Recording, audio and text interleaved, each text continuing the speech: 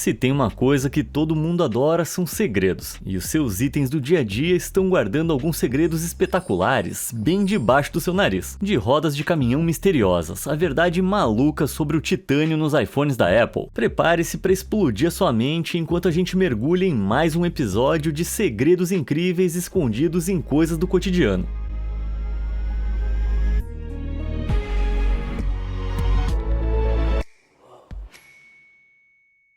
Tudo nos eixos.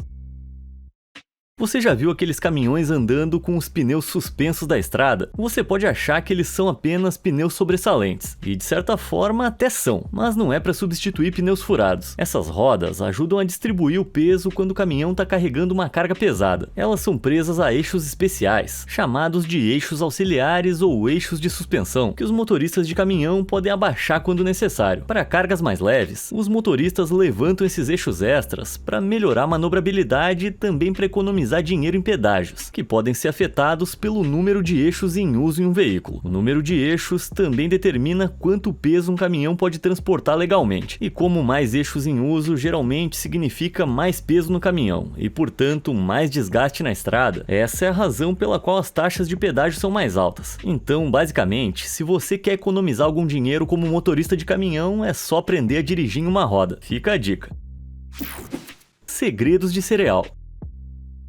Quando se trata de produtos alimentícios, a gente quer acreditar que haja verdade no nome, mas nem sempre é o caso, como por exemplo o Honey Nut Cheerios, um dos cereais mais amados de todos os tempos. Você acredita que não tem nada de sementes nele? Isso mesmo, apesar de estar literalmente no nome, não tem nada de amêndoas, nozes ou castanhas. Quando chegou ao mercado em 1979, o Honey Nut Cheerios tinha amêndoas moídas, mas em 2006 a General Mills mudou sutilmente a receita, substituindo amêndoas de verdade por um sabor natural de amêndoa, mas o buraco é mais embaixo. Surpreendentemente, esse sabor de amêndoa na verdade vem de caroços de pêssego e damasco, que contém benzaldeído, o produto químico responsável pelo gosto ligeiramente amargo de amêndoas. Embora remover amêndoas de um cereal amplamente amado possa parecer benéfico para potenciais clientes alérgicos, a General Mills provavelmente fez isso para cortar custos, e não por gentileza ou preocupação com alergias. Esses caroços de damasco e pêssego são considerados um resíduo quando essas frutas são processadas, então são muito mais baratos de adquirir do que amêndoas moídas de verdade. Além disso, pêssegos e damascos são parentes próximos das amêndoas e podem desencadear reações em pessoas com alergias mais graves. Então, se você é alérgico a amêndoas e outras sementes, ainda não é sensato experimentar o Honey Nut Cheerios, apesar da sua receita sem amêndoas. Mas a General Mills não é a única enganação de cereais por aí. Lembra quando você era criança e costumava tentar tirar o máximo possível do seu sabor favorito de Fruit Loops da caixa? Bom, talvez você queira pular o próximo café da manhã, porque eu tenho notícias que realmente alteram a sua infância. Como todos sabemos, os Fruit Loops apresentam uma mistura de argolas vermelhas, laranja, amarelas, verde, roxas e às vezes azuis, dependendo de onde você compra. Você pode até ter experimentado cada cor individualmente, convencido de que elas tinham um gosto diferente, mas acontece que cada argola tem exatamente o mesmo sabor, independentemente da sua cor. E sempre foi assim. Desde a sua criação em 1963, cada argola foi revestida com o mesmo sabor singular de frutas tropicais, com uma simples pitada de corante alimentício para cada argola de cor diferente, para nos enganar e nos fazer pensar que cada uma tem um sabor individualmente único. Quer dizer que todo aquele esforço durante a infância pescando cuidadosamente as suas cores favoritas foi em vão? Exato, uma completa perda de tempo. Sacanagem, hein, Tucano Sam? Eu confiei em você. Silêncio, por favor. Se você andou dirigindo nos Estados Unidos, provavelmente notou que muitas bombas de postos de gasolina mais novas têm aquelas telinhas que exibem anúncios irritantes e incômodos. Wash your car every day, anytime, for one low price. Como o Cheddar News da GSTV. Hello everyone, this is Cheddar News. Pior ainda, um número crescente de promoções de campanha presidencial. Partnered with Gas Station TV to celebrate my presidential campaign. For a limited time, when you order a meatball sub inside, you'll also receive a free "I'm voting for Ron DeSantis and I eat at the gas station" t-shirt. So if you're a true American patriot who likes to chow down on road meat, Please buy my meatballs, wear my shirt, and help me defeat the woke mind virus. Tá, eu admito que esse último é um deepfake humorístico, criado pelo TikToker Luke Strickler, mas os anúncios de verdade ainda são bem irritantes. Felizmente, tem uma maneira pouco conhecida de silenciar os anúncios de uma vez por todas e aproveitar a experiência de reabastecimento em paz como antigamente. Olha só, a maioria das bombas de gasolina com essas TVs tem 4 botões de cada lado. O segundo botão de cima para baixo no lado direito é o que você tem que apertar. Da próxima vez que você for submetido a um anúncio de bomba de gasolina, aperta esse botão com firmeza e pronto. Anúncios silenciados. Embora esse botão secreto seja a maneira mais comum de silenciar uma bomba de gasolina, o método pode variar dependendo do fabricante da bomba. Outro botão menos comum para tentar é o botão inferior direito, enquanto algumas versões touchscreen incluem menus que podem conter opções para ajustar o volume. Se você tiver sorte, pode até acabar em um posto de gasolina onde os próprios funcionários marcaram os botões. A única pergunta que resta é: o que os outros botões fazem? Me conta aí nos comentários se você souber. Medidas misteriosas. A humilde trena é um item básico de todos os projetos de reforma de casas, mas se você olhar de perto, vai notar uma coleção de marcações misteriosas além das polegadas e centímetros, nas quais você provavelmente nunca prestou atenção antes. Por exemplo, você pode ver um numeral romano dentro de um círculo, que se refere ao que é conhecido como a classe de precisão daquela trena específica. Antes de serem lançadas no mercado, algumas trenas são submetidas a um teste de precisão, que as coloca em uma das 3 classificações com base em sua margem de erro. As trenas de classe 1 fornecem o mais alto nível de precisão com a menor margem de erro, e são mais frequentemente usadas em tarefas de alta precisão, como pesquisa científica e engenharia civil, e por esse motivo elas geralmente custam mais. As trenas de classe 2 geralmente são as mais disponíveis, com um nível moderado de precisão que as torna ideais para uma variedade de tarefas cotidianas, incluindo projetos de bricolagem e reformas residenciais. Com a maior margem de erro, as trenas de classe 3 são mais adequadas para tarefas que não exigem medições ultra precisas, como paisagismo ou topografia em grande escala. Se a sua trena não tem um numeral romano, isso pode significar que ela não foi testada para precisão, o que pode não importar se você não precisar de medições muito precisas, tipo medir a sua altura para colocar na sua biografia do Tinder. Só não vai usar aquela velha desculpa de que você errou a sua altura na hora de preencher para parecer mais alto. Um símbolo mais comumente visto em trenas nos Estados Unidos e no Canadá são esses losangos pretos de aparência ameaçadora, também conhecidos como marcas de treliça. Esses losangos aparecem em intervalos regulares para ajudar os trabalhadores da construção a obter um posicionamento uniforme para suportes estruturais importantes, como vigas de parede ou vigas de treliça de telhado. Normalmente, essas marcas são espaçadas em 16 polegadas ou 19,2 polegadas, 2 medidas de espaçamento aprovadas pela indústria, comumente usadas para garantir a integridade estrutural de um edifício. Então esquece aquela história de cantada de pedreiro. O que eles gostam mesmo é dessas marcas na trena. Poder da raquete.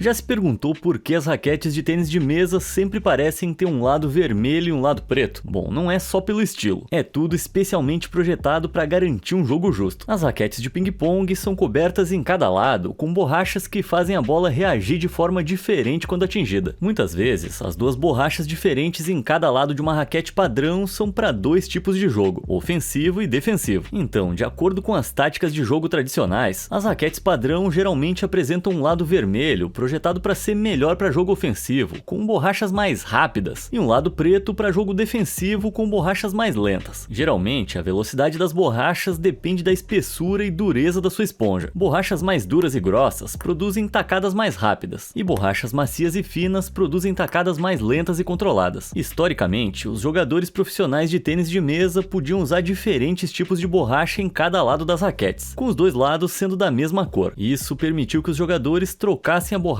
no meio do jogo, dificultando que os oponentes controlassem qual lado estava sendo usado e como a bola ia reagir. Era como jogar contra um mágico que ficava mudando seus truques. Frustrante e injusto. A história conta que um jogador chinês, Cai Zhenhua, era tão bom em virar sua raquete com os lados da mesma cor que os seus oponentes se sentiam constantemente enganados. Ele era um mestre em misturar suas tacadas, tornando quase impossível prever o seu próximo movimento. Então, em 1985, a Federação Internacional de Tênis de Mesa interveio e determinou afirmou que nas raquetes de competição um lado deveria ser vermelho e o outro preto. Dessa forma, os oponentes podiam ver claramente qual lado da raquete estava sendo usado e antecipar melhor o comportamento da bola, tornando o jogo mais justo e agradável. Em 2021, a federação aprovou 4 cores adicionais para os jogadores usarem suas raquetes: azul, verde, rosa e roxo, disponíveis em vários tons. Um lado da raquete ainda precisa ser preto para que jogadores daltônicos possam diferenciar facilmente, embora as combinações de cores contrastantes sejam especialmente projetadas para garantir um jogo limpo. Ainda há maneiras de os jogadores usarem as cores a seu favor. Para contornar as regras restritivas de cores, os jogadores geralmente combinam as suas cores de borracha com a cor da sua roupa, para que o contraste fique menos claro durante o jogo, permitindo que potencialmente confundam o oponente. Quem poderia imaginar que havia tanta informação em um equipamento esportivo aparentemente tão pequeno? Insumo escasso. Se você já comeu sushi, é provável que tenha experimentado aquela pasta verde picante que as pessoas chamam de wasabi. Mas o que você provavelmente não sabe é que, independentemente de quantas vezes você tenha comido sushi, na realidade, você provavelmente nunca provou wasabi de verdade. O fato é que até 99% do wasabi vendido nos Estados Unidos é completamente falso. Até mesmo no Japão é relatado que apenas 5% do wasabi consumido lá é o verdadeiro. Mas então, o que acontece? O verdadeiro wasabi japonês, ou wasabi japônica, é extremamente difícil de cultivar, porque as suas necessidades de cultivo são muito específicas. Endêmica ao longo dos leitos úmidos mas sombreados dos riachos das montanhas japonesas, a planta wasabi requer um suprimento contínuo de água limpa e fria, bem como uma temperatura constante que varia entre 7 e 24 graus. Além disso, o wasabi não é fã de multidões, e quando plantado em massa, a planta pode facilmente sucumbir a doenças infecciosas e pragas, por ser tão complicado de cultivar. Além do fato de que pode levar anos para atingir a maturidade, o wasabi legítimo é extraordinariamente caro, alcançando incríveis $160 por quilo. Mas então, o que a gente está comendo? Bom, aquela pasta verde clara no seu sushi é provavelmente uma mistura de raiz forte europeia e mostarda, que juntos têm um gosto semelhante ao wasabi, junto com uma pitada de corante alimentício. É, segredinho picante. Desculpa, o wasabi, quer dizer, a raiz forte entrou no lugar errado. A cor do sucesso. Junto do ônibus escolar amarelo e a maçã vermelha, o lápis amarelo se tornou um símbolo icônico da educação infantil. Mas você já parou para se perguntar por que ele é amarelo? Originalmente, os lápis eram feitos de pequenas hastes de plumbago, que é uma forma de grafite, envoltas em tiras de madeira ocas. Os lápis eram originalmente pintados para ajudar a mascarar a baixa qualidade da sua madeira, com apenas aqueles que promoviam a madeira mais sofisticada sem verniz. Mas em 1889, uma empresa austro-húngara chamada Koh-i-Noor Hardtmuth revelou um novo lápis de luxo, nomeado em homenagem ao maior diamante da época, o Koh-i-Noor. Para comercializar essa ferramenta comum como luxuosa, eles a pintaram com o tom amarelo brilhante que reconhecemos hoje. Algumas fontes dizem que a cor amarela foi escolhida para representar a bandeira preta e amarela da Áustria-Hungria em uso na época, enquanto outras dizem que a escolha da cor foi mais uma declaração internacional. Durante os anos 1800, o melhor grafite do mundo vinha da China, e o amarelo simbolizava realeza e status lá também. Acredita-se que ao pintar os seus lápis de amarelo brilhante, a Koh-i-Noor Hardtmuth estava consolidando a associação dos seus lápis com os melhores do mundo. E funcionou. A indústria de lápis percebeu e logo todos os fabricantes estavam optando por uma pintura amarela para imitar o sucesso de marketing da Koh-i-Noor. Ainda hoje, acredita-se que os lápis pintados de amarelo representam cerca de 2/3 das vendas de lápis nos Estados Unidos. Amenizando aromas. Seja você um motorista ou não, é provável que conheça os purificadores de ar para carros Little Trees, bem como seus aromas potentes. Os Little Trees vêm nessas pequenas embalagens plásticas. Embora você possa presumir que o único propósito dessa capa de plástico seja manter o aroma da árvore intacto antes de abrir, ela foi projetada para desempenhar um papel fundamental durante o uso também. Se você já usou um desses, sabe que depois de tirar da embalagem, o aroma dos Little Trees pode ser opressor, para dizer o mínimo, e encher o seu carro com um aroma de dor de cabeça antes de desaparecer rapidamente. Mas se você der uma olhada nas instruções de uso, vai ver que não é para tirar as árvores da embalagem de jeito nenhum. Quer dizer, pelo menos não no começo. Os Little Trees são projetados para serem pendurados ainda dentro da capa e gradualmente expostos centímetro por centímetro, liberando lentamente o seu aroma semana após semana. Ao retirar gradualmente o purificador de ar da embalagem, você consegue controlar a intensidade do aroma e desfrutar de uma fragrância mais sutil por mais tempo. Tá explicado. lado. Essas arvorezinhas nos carros realmente não me cheiravam muito bem. Escolhas da Apple.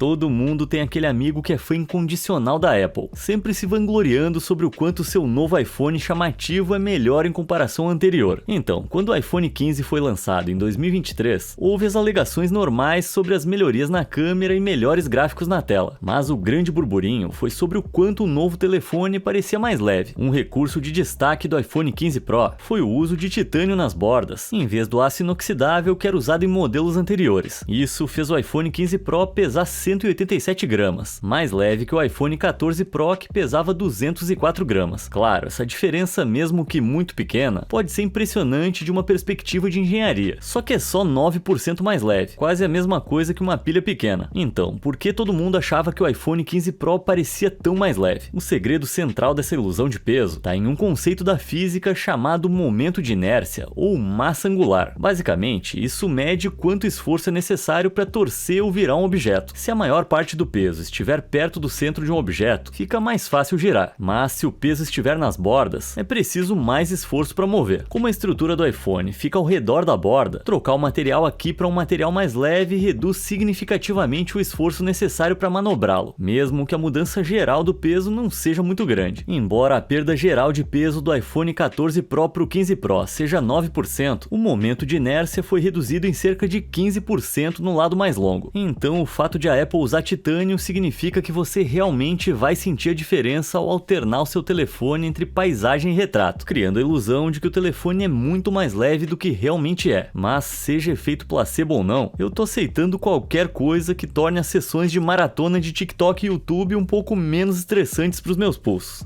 Falando em segredos de design que a Apple vem escondendo das pessoas, se você é usuário de MacBook, tire um tempinho para verificar o seu carregador. Em alguns modelos mais antigos, a Apple costumava incluir essas duas abas bacanas que se estendiam para ajudar os usuários com gerenciamento de cabos mais organizado. Embora não se saiba exatamente por que a Apple decidiu cortar as próprias asas assim, alguns têm a teoria de que o recurso sem querer incentivou os usuários a enrolar os cabos muito apertados, causando estresse e danos ao desempenho dos carregadores. Ou se você for como eu, passou muito tempo mexendo neles e eles quebraram. Ah, fala sério, você nunca fez isso? É tão divertido. Dilema dos copos.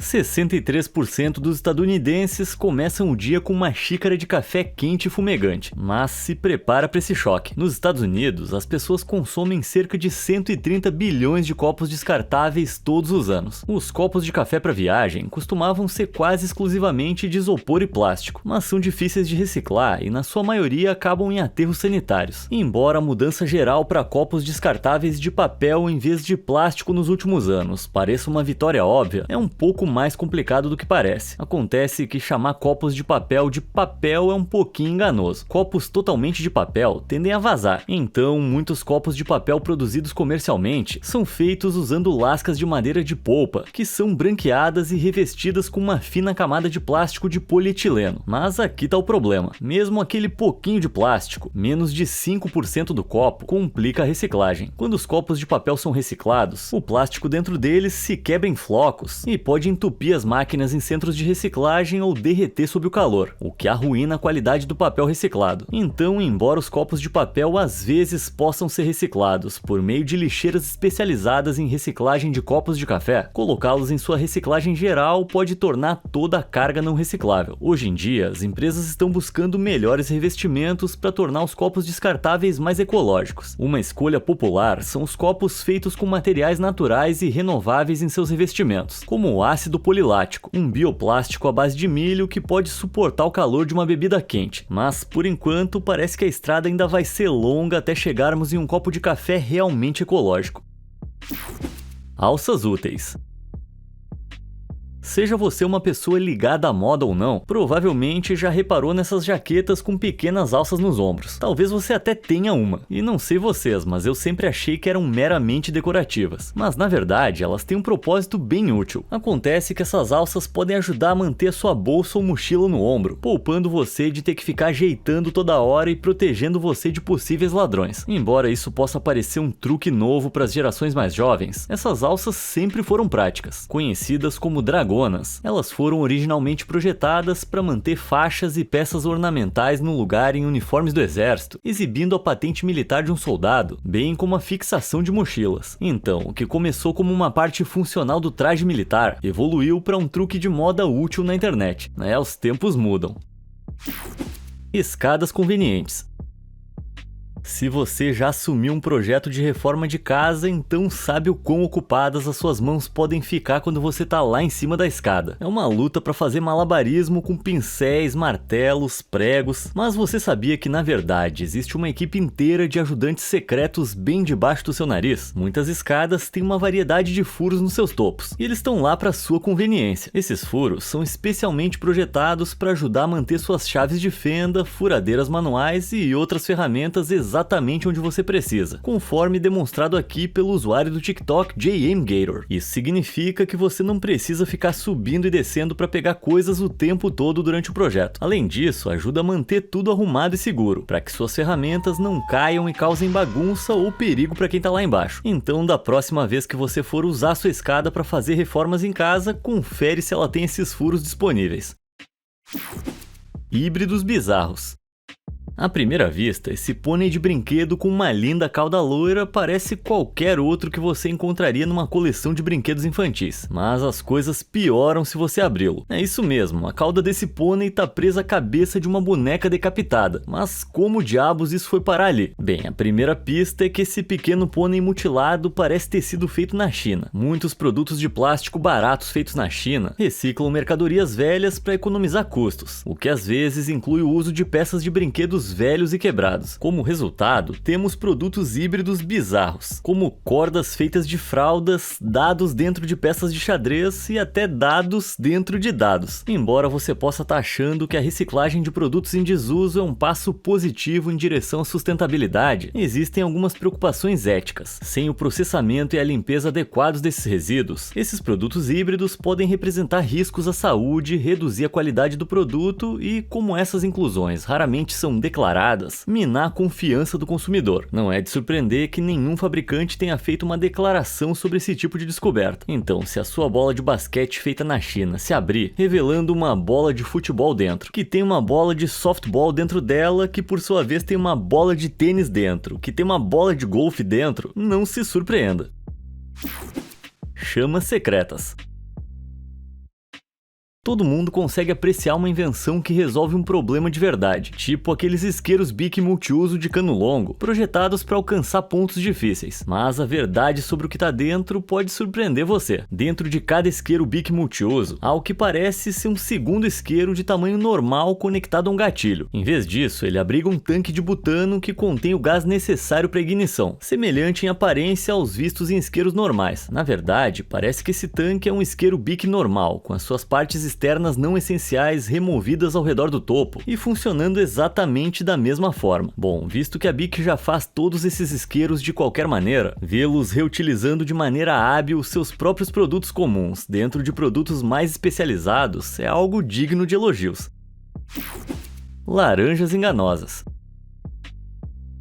Quando você pensa em frutas e vegetais, provavelmente imagina aquela seção de produtos em tom de arco-íris do seu supermercado. Mas pode te surpreender que uma dessas cores impecáveis de fruta tem menos a ver com natureza e um pouco mais com um toque colorido. Muitas das laranjas que vemos empilhadas em pirâmides perfeitas no mercado não são laranja, e só parecem ser graças a um pouco de ajuste que ocorre antes de chegarem às prateleiras. De acordo com a Food and Drug Administration dos Estados Unidos, é uma prática comum para os distribuidores colorir artificialmente as cascas das laranjas para torná-las mais alaranjadas. Mas por quê? Bom, na realidade, as laranjas não se desenvolvem todas nessas bolas fluorescentes que conhecemos. Muitas vezes, apesar de estarem totalmente maduras por dentro, as cascas de laranja são muito irregulares na cor, variando do laranja brilhante que conhecemos até amarelo e verde. As laranjas contêm clorofila, um produto químico pigmentado verde que elas usam durante a fotossíntese, e a quantidade de clorofila na casca de uma laranja está diretamente diretamente relacionada à quantidade e intensidade da luz solar a qual ela foi exposta. Em climas particularmente quentes, elas produzem clorofila em excesso como proteção solar, permitindo que redistribuam a energia da luz solar para evitar danos causados pelo sol e desidratação, fazendo com que a laranja fique com um tom de verde. O verde desbota em taxas diferentes, novamente dependendo da temperatura e do armazenamento. Então, para atingir aquele tom fluorescente consistente de dar água na boca que todos nós conhecemos, algumas são tratadas com corante artificial antes de serem transportadas para o supermercado, conhecido como Citrus Red número 2. Esse corante seguro para alimentos foi formulado especificamente para colorir cascas de laranja. Depois de serem colhidas e transportadas para os centros de embalagem, as laranjas sem aquele tom de Fanta desejado são mergulhadas ou pulverizadas, mas são só as cascas que recebem esse trabalho de tingimento. Pensa nisso tipo uma rápida sessão de bronzeamento. Embora os comércios não sejam legalmente obrigados a rotular individualmente laranjas coloridas de forma artificial, eles são obrigados a rotular claramente as caixas a granel em que elas são embaladas à vista dos clientes. Nos Estados Unidos, nem todas as laranjas são tingidas, e o produto químico Citrus Red número 2 é proibido na Califórnia e no Arizona, devido a suspeitas de que pode estar relacionado a certas formas de câncer. O produto químico é usado principalmente na Flórida, o que pode explicar as ações bizarras de toda aquela galera estranha que tem por lá. Só pode ser produto químico. Mas falando sério, essa enganação com frutas, junto com o fato de que as maçãs às vezes são revestidas com uma cera comestível para prolongar sua vida útil, destaca como o nosso sistema alimentar industrial manipulou de maneira sutil as nossas expectativas e percepções sobre qual aparência a nossa comida deve ter. Essa foi amarga de engolir.